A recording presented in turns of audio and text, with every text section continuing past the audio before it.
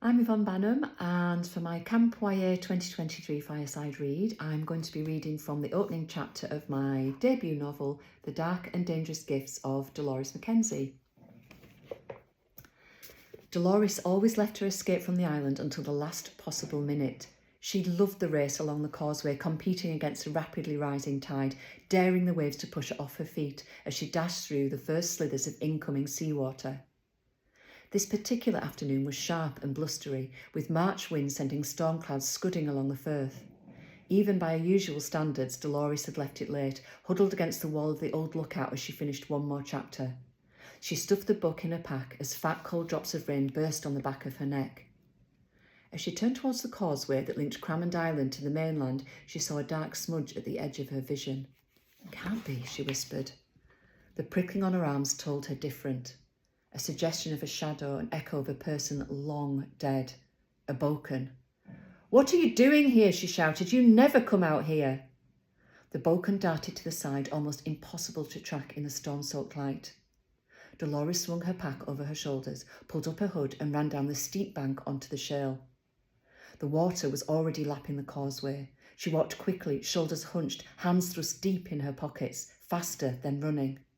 There was a disturbance in the space behind her, and her hood was yanked back, the neck of her coat pulled tight around her throat. Something grabbed at her hair, dragging her back, but she kept her balance, just. Delores tried to scream, but what little voice she had left was drowned by the cries of the seabirds that hovered on the updraft.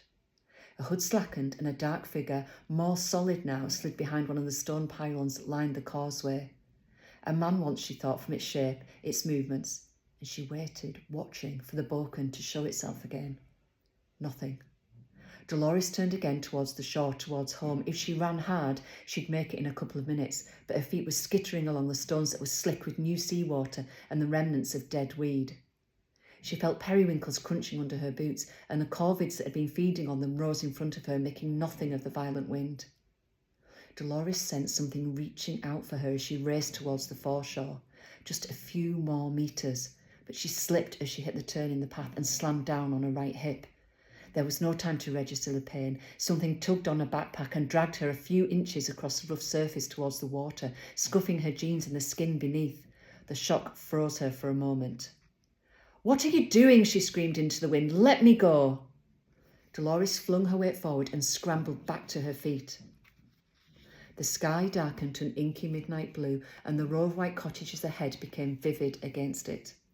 She took a deep breath and powered up the slipway, her feet sliding on the sand that was blowing across its hard surface, her legs shaking with effort. She reached the foreshore and raced towards home, the sound of her own boots barely disguising the footsteps gaining on her with every metre. She prayed that her sister would be home, that the door wouldn't be locked. The handle twisted and she fell in through the door. She reached back to catch it and slammed it shut behind her. Delores slid down onto the cold stone floor. "I could do with some help here," she shouted. Delilah rushed through from the kitchen and threw herself down next to Delores, adding her weight to the door as something pounded and rattled from the other side of the wood. "A Boken," grunted Delilah as the door banged the air out of her lungs. Delores nodded. "Chased me from the island." The door thudded into their backs again. "I thought you said they never go out there," said Delilah. "All that salt you said. Wow, Delores, this one is strong." A single violent bang on the door, then silence for a few moments.